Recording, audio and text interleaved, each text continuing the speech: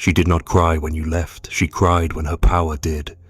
The tears were real, yes, but they weren't for you. They were for the collapsing empire she built in your spine, the crumbling kingdom behind your eyes. The scent of control she once wore, like perfume now evaporating into the silence. You think it was heartbreak, but it was strategy leaking. She mourns the leash, not the dog. You were never the center.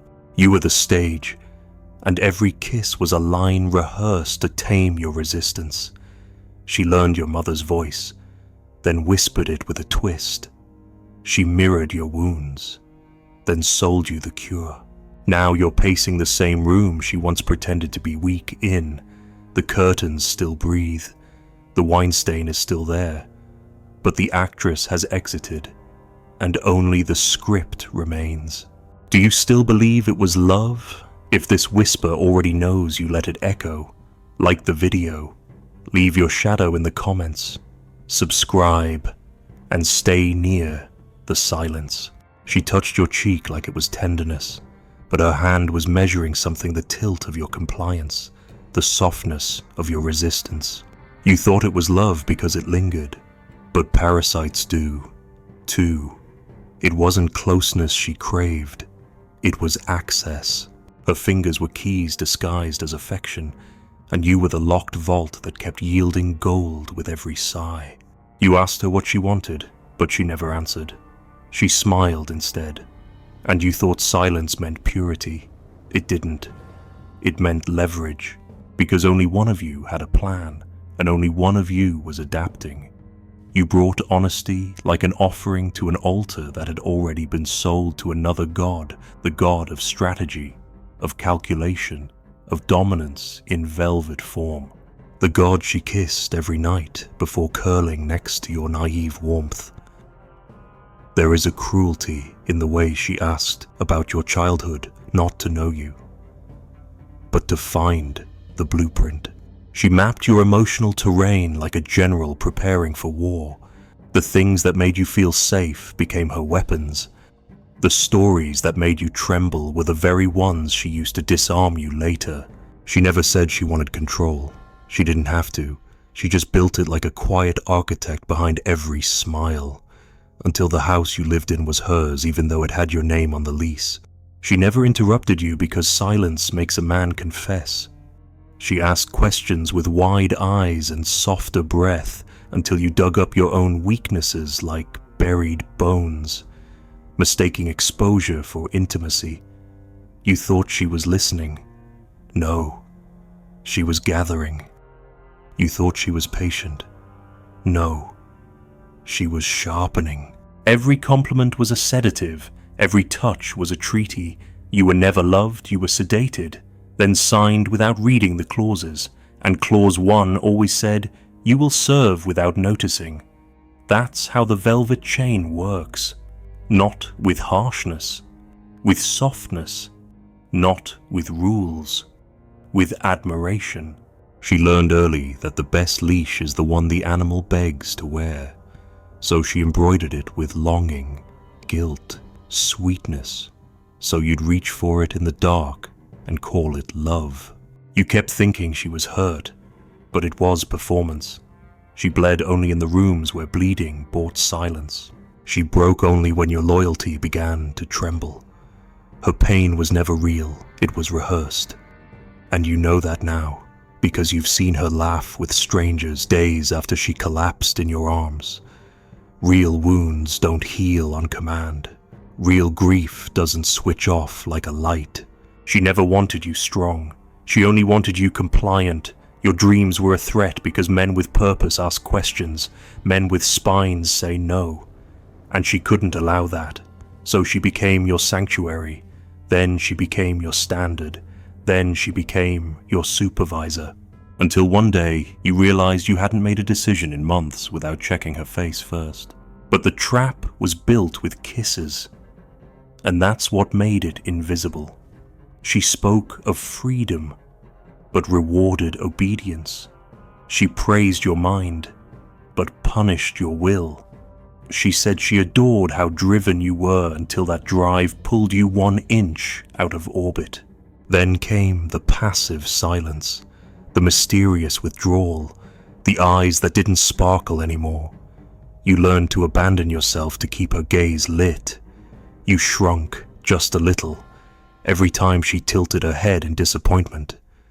But you told yourself, this is love compromise. Is love. No, this was not compromise. This was conquest wearing perfume. She took nothing by force. She made you give it. That's the brilliance of it. You signed it all away and called it intimacy. You revealed your secrets and called it connection. But she was never doing the same. She was always watching, cataloging, saving every scar-shaped sentence for later use. She was not beside you in the emotional cave, she was behind you, with a map, drawing escape routes. The more you trusted her, the less you recognized yourself. That was the point, because no kingdom can be ruled if its king still remembers who he is. She didn't need to imprison your body. She just needed to confuse your name. So you stopped saying I and started saying we. You stopped dreaming alone. You waited for permission before thinking too loudly. You wore her emotions like an overcoat and called it partnership. But velvet is just fabric, and chains, no matter how soft, leave bruises. You noticed it in the little things first. The hesitation before answering questions, the way your shoulders tightened when she said your name in that specific tone, the joy that felt like it had to pass through a filter her approval. Your spine began to ask for things it once commanded, and your soul, once hungry for meaning, now whispered, is this enough?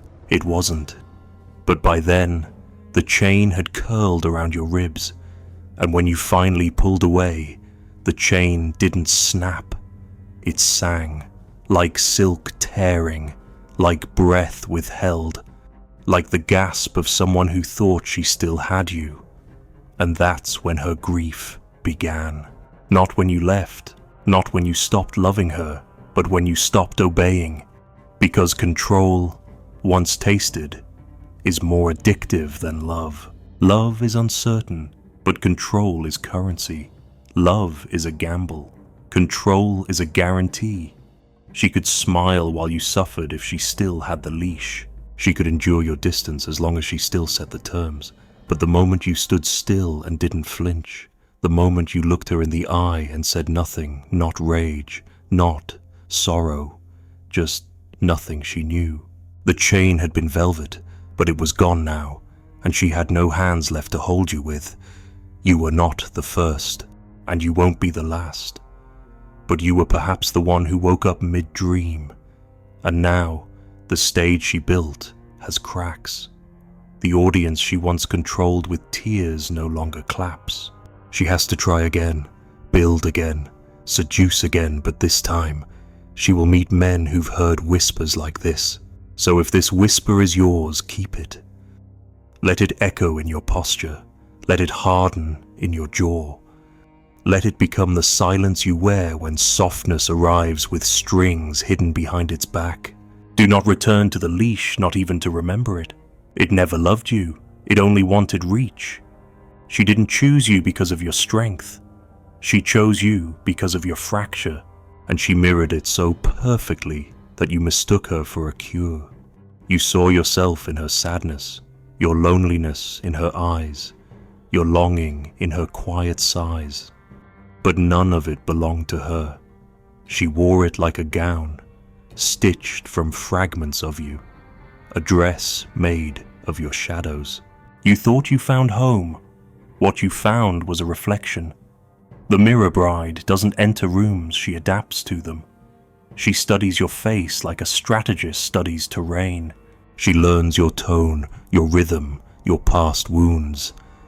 Then she becomes them, not to heal, but to hold, not to comfort, but to bind. She binds with resemblance, not with truth. She never told you who she was. because if you knew, you might leave. So she became what you needed, a projection made real through mimicry. Every coincidence was choreography. Every shared wound was rehearsal. Every moment you whispered, "You understand me," she nodded, because she had prepared the answer 100 lovers ago. It's easy to fall for her, because she never says no at the beginning. She completes your sentence. She laughs exactly when she's supposed to. She agrees with your worldview, but gently so, like it was hers all along. And you trust her because she resembles something lost. Maybe your mother, maybe your first love, maybe the girl who never needed fixing but still let you try. But this resemblance is weaponized. She walks into your heart like a guest, then rearranges the furniture, quietly, lovingly, until one day, you're living inside a house where everything looks like yours but nothing feels like freedom. She tells you she's broken, too, and you believe her, so you protect her, you lower your sword, you carry her grief. You tell yourself, this is love. I'm finally needed. But no one ever asked you to bleed this much. Her fragility is not real, it's a contract. And it says, if I suffer well enough, you will not leave. You mistake her trembling for trust. But she's not trembling.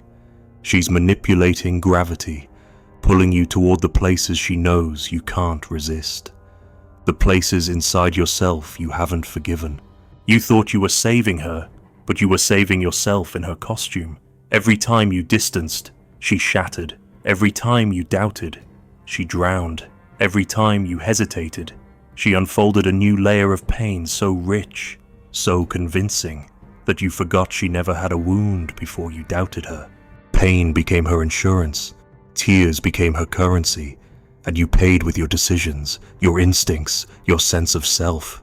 The mirror bride always rewards obedience with intimacy, but when you step out of line, she doesn't punish not directly. She withdraws. She becomes cold, distant. She stops mirroring, and you feel it like a loss of oxygen. You panic, you chase, you beg her to reflect you again. You call it reconnecting. She calls it proof, and so you bend.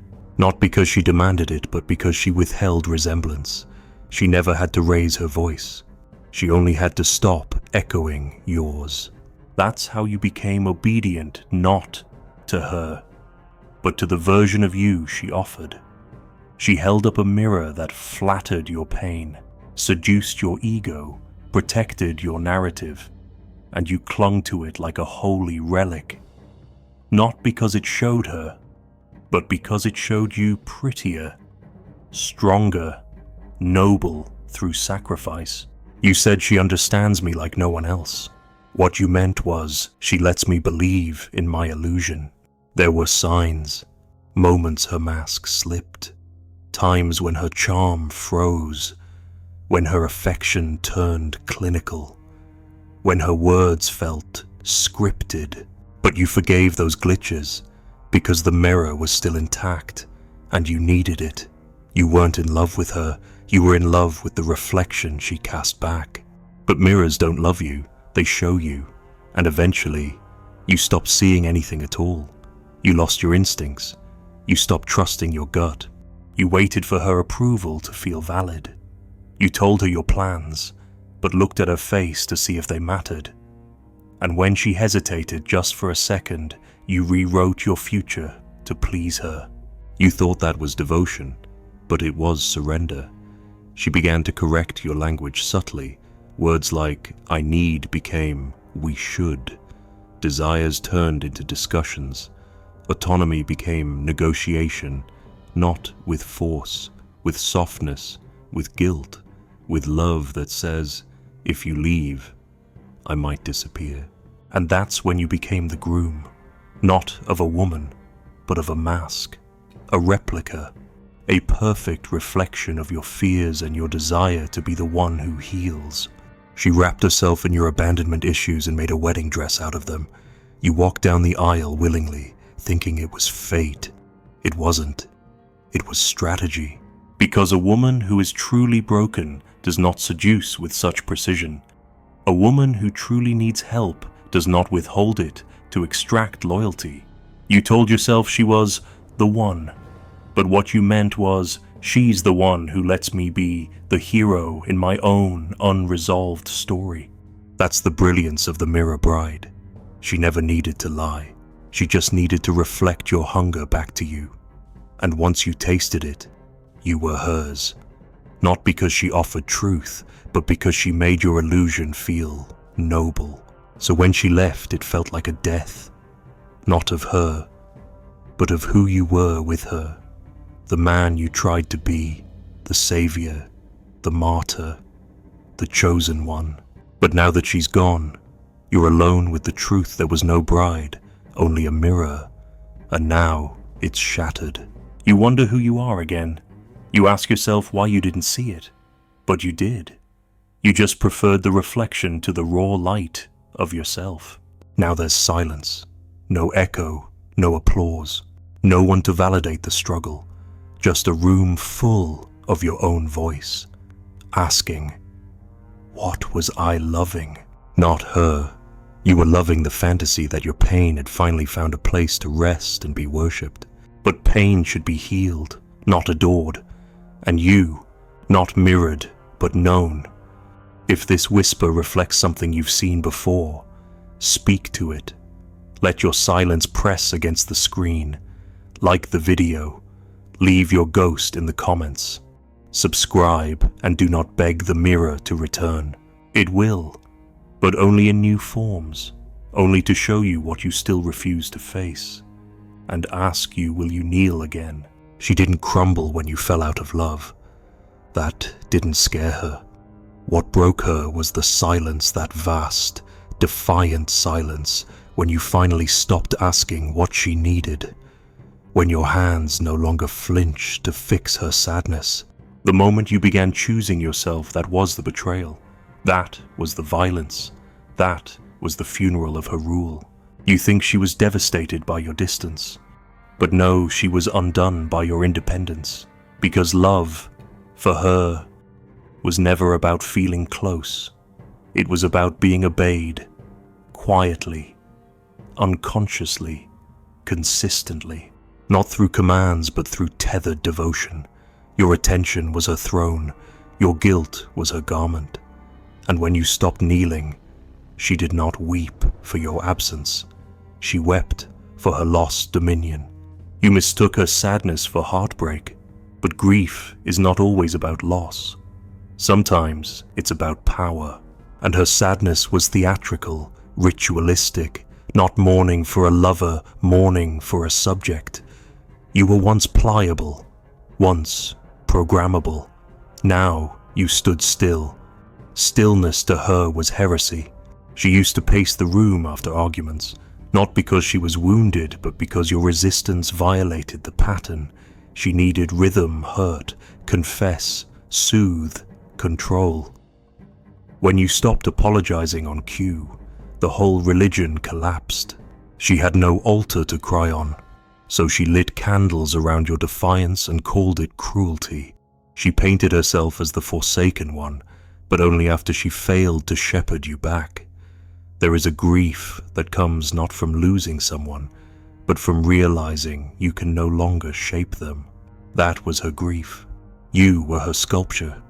She did not love the clay, she loved the molding. She loved how your emotions once rose and fell to the tempo of her breath. And now, your silence deafened her. Because silence is not compliance, it is judgment. She asked you what changed. You said nothing. That was the change. You had stopped justifying your spine. And for a woman who equated obedience with affection, your quiet refusal to bend was violence she could not name. There was a time she'd cry, and you'd run, time she'd flinch, and you'd break, time she'd sigh, and you'd rearrange your future just to keep her from sadness. That was the game unspoken, perfect, complete, until one day you didn't respond. You heard the sigh and stayed seated. You saw the tears and let them fall. You witnessed her storm and chose to wait out the weather, not repair it. That was the death she never rehearsed. She had prepared for betrayal, for cheating, for abandonment, not this, not stillness, not the absence of guilt, not the quiet return of your own gravity. She knew how to fight infidelity, but she didn't know how to resurrect a man who no longer bowed. She called it coldness. She called it distance. But what she feared most was the clarity in your eyes. You were no longer confused, no longer seeking her approval like a child with a crayon drawing, no longer tailoring your masculinity to her moods. You had remembered yourself, and she could not rule over a man who remembered. So she tried everything. She returned to softness. She offered echoes of the old mirror, subtle compliments, nostalgic gestures, sudden tears, but none of it worked, because once the spell breaks, the sorcery seems laughable. You saw through the ritual, you saw the strings, and she saw the end. She said, "You're not the same," and you weren't, because now you understood that love without freedom is performance, that intimacy built on obedience is a kind of death, that her affection had always cost something, your will. You didn't hate her, that's what made it worse. You just refused to be governed, and that refusal was the fire that burned her church down. She mourned publicly. She told others you grew cold, became unfeeling, shut her out. But she never told them the truth that she lost you, not because you stopped loving her, but because you stopped fearing her disappointment. She had built an empire of loyalty on the back of your uncertainty. Now that you stood steady, she had no bricks left to stack. Her kingdom was gone. And what is a queen with no subjects? You saw it in her eyes the last time you met. That flicker not of regret, but of unmasked awareness. She knew you saw her, not the performance, not the projection, but her, the strategist, the puppeteer, and she hated that. Not because it was untrue, but because it left her powerless. You didn't have to raise your voice. You didn't have to fight. You simply didn't fold. And that was your rebellion. Men don't always leave their prisons with rage. Sometimes they walk out quietly and never come back. You did that. You exited the story. You dropped the script. You chose silence over drama, purpose over penance, and she mourned the loss of the throne, not you. There is a kind of woman who needs worship, not love, and she will wear the veil of pain until it gives her access again. But the moment you stop kneeling, she will call you cruel, because without your obedience, her virtue has no audience. She might find another. She probably already has. Another man with soft guilt and deep hunger. Another boy who still believes his love can fix a trembling mouth and rewrite the past. But she will never again find you, the version of you who didn't see the leash under the lace. You've buried him now, and in doing so, you held a funeral not for your love, but for your obedience. She cried that day, not for the boy you were, but for the man you became. Because men who awaken can no longer be seduced. They can be admired, hated, feared, but never governed again. So she lit the candles, wore black, spoke of heartbreak to anyone who'd listen. But it wasn't heartbreak. It was grief for a kingdom that will never rise again. A sovereignty lost not through betrayal, but through quiet liberation. You buried your obedience without eulogy, without priest, without cross, just silence. And that silence was your freedom. Now she walks through her days with the echo of your stillness.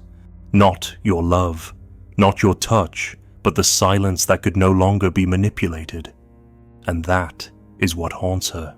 If this whisper echoes something buried in you, let it rise. Like the video, leave your trace in the comments. Subscribe not to follow, but to stay sovereign in a world that still teaches men to kneel. There is a chair she still leaves empty, not for your return, but for the power she once held in that space. She sits beside it, touching the air, waiting for obedience to walk through the door wearing your old face.